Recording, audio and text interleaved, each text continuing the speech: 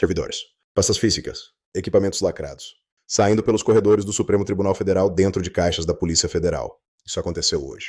E essa imagem vai durar muito mais do que qualquer decisão que saiu daquele prédio nos últimos anos. Nesta sexta-feira, agentes da Polícia Federal executaram mandados de busca e apreensão assinados pelo ministro André Mendonça com foco direto no núcleo operacional do gabinete de Alexandre de Moraes, no Supremo Tribunal Federal. Cada sala foi percorrida de forma metódica.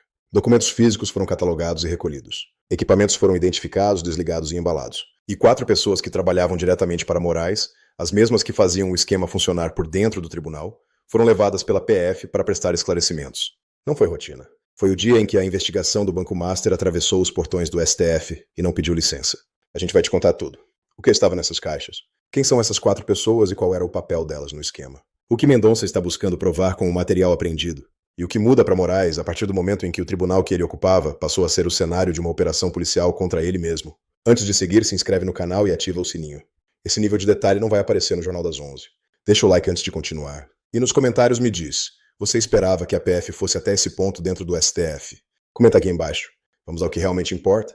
Para ter a dimensão real do que aconteceu hoje, é preciso entender de onde vem essa investigação e como ela chegou até a porta do gabinete de Moraes. O Banco Master é o centro de um dos maiores escândalos financeiros do Brasil nos últimos anos. A suspeita central é grave e direta. Decisões judiciais foram compradas.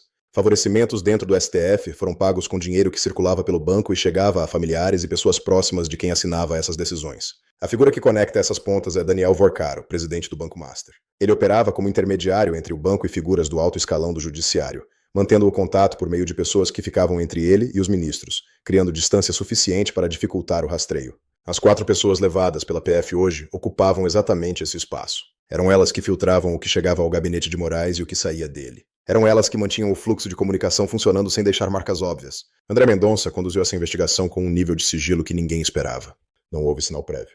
Não houve rumor nos bastidores. Não houve nenhum daqueles vazamentos que costumam anteceder operações em Brasília. A sexta-feira chegou e a PF entrou. A precisão cirúrgica da execução não foi resultado de sorte. Foi o produto de meses de planejamento cuidadoso. Isso não foi improviso. Foi método. Mas espera, tem mais. A reconstituição do que aconteceu entre o amanhecer desta sexta-feira e o momento em que as caixas deixaram o edifício do STF revela uma operação com um nível de coordenação que vai muito além do que qualquer operação policial comum dentro de uma instituição do judiciário seria capaz de executar. Na parte da manhã, bem antes de qualquer movimento visível, viaturas da Polícia Federal se posicionaram nas imediações da esplanada dos ministérios sem qualquer sinalização externa que chamasse a atenção. Ao chegarem ao edifício, os agentes já entraram organizados em 3 frentes distintas. Um grupo caminhou diretamente para o 2º andar, onde fica o gabinete principal de Moraes. Outro grupo foi para a sala da assessoria direta, onde os 4 alvos dos mandados estavam trabalhando naquele momento, sem saber o que estava chegando. O 3º grupo ficou no acesso térreo, garantindo que ninguém entrasse ou saísse sem controle. Às 10h14, os mandados foram apresentados nas 2 frentes ao mesmo tempo. Nenhum dos 4 assessores ofereceu resistência. 2 deles pediram para falar com advogados antes de qualquer coisa, o que foi garantido dentro do protocolo. Um ficou completamente em silêncio desde o primeiro segundo. O último, segundo o relato de fonte presente na cena, repetiu a mesma pergunta várias vezes. Se havia algum engano, se os documentos eram de verdade, se aquilo estava de fato acontecendo. Estava. Pouco antes das 11 horas, as caixas lacradas começaram a descer pelos corredores. Computadores de mesa, notebooks, dispositivos de armazenamento externo devidamente identificados e pastas físicas com documentação interna do gabinete. Técnicos de perícia digital ainda trabalhavam no local conectando seus próprios equipamentos aos servidores antes de desligá-los e removê-los. Moraes estava no edifício. Soube do que estava acontecendo por meio dos seguranças enquanto ainda estava em uma reunião. A reunião parou na hora. Ele se isolou em uma sala com seus advogados. Não emitiu nenhuma declaração até o encerramento deste vídeo. O silêncio tem seu próprio peso. Se o que você está acompanhando aqui tem valor para você, o Super Thanks aqui embaixo é o jeito mais direto de manter essa cobertura independente funcionando. Nenhum patrocinador, nenhuma verba governamental. Qualquer valor que você puder faz diferença real. Agora vamos ao que a maioria dos veículos ainda não está juntando de forma clara o suficiente. A entrada da PF no gabinete de Moraes não é um gesto político. É a consequência direta de uma investigação que atingiu um ponto de maturidade, em que as evidências tornaram a ação juridicamente inevitável. Para que um ministro assine mandados de busca e apreensão dentro do próprio STF, o material que sustenta esses mandados precisa ser sólido a ponto de resistir a qualquer contestação. Mendonça assinou.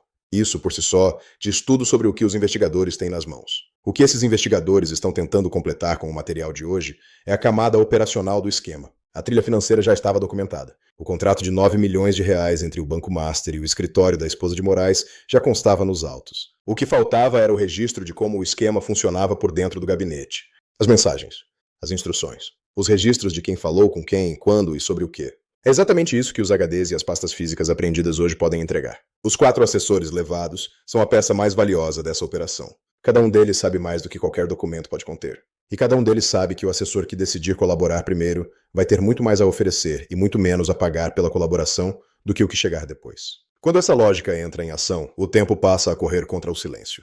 O que mudou juridicamente para Moraes a partir desta manhã é concreto. Ele mantinha uma posição de ministro ativo com todos os instrumentos que esse cargo oferece. A partir do momento em que a PF entrou no seu espaço de trabalho e levou as pessoas que faziam esse espaço funcionar, o isolamento deixou de ser apenas político e passou a ser operacional. Os canais que ele usava para acompanhar o andamento de processos que o envolviam estão agora, ao menos em parte, nas mãos dos investigadores. Isso não é prisão iminente. É o espaço disponível para ele ficando menor a cada hora. No Congresso, parlamentares que acompanhavam a investigação há meses reagiram com uma euforia que se esforçavam para conter. Sessões pararam para que senadores conferissem as informações que chegavam. O presidente do Senado recebeu a notícia por assessores e não se pronunciou de imediato. A OAB emitiu nota pedindo que os ritos legais sejam respeitados em cada etapa. 3 sinais vão dizer muito sobre o que vem a seguir. O primeiro é o que a perícia vai encontrar nos equipamentos e em quanto tempo esse conteúdo vai começar a aparecer formalmente nos autos. O segundo é se algum dos 4 assessores vai decidir abrir um acordo de colaboração premiada e o que esse acordo pode revelar sobre o funcionamento interno do esquema. O terceiro, e o mais revelador de todos, é como o STF como corpo vai se posicionar diante de uma operação que entrou dentro do próprio tribunal. A resposta coletiva vai dizer se a instituição tem capacidade de olhar para dentro de si mesma, ou se vai fechar as fileiras em torno de um dos seus. Essa cobertura existe porque você a sustenta. Se o Brasil Sem Filtro tem feito diferença para você, considere apertar o Super Thanks aqui embaixo. Cada contribuição mantém essa cobertura independente de pé todos os dias.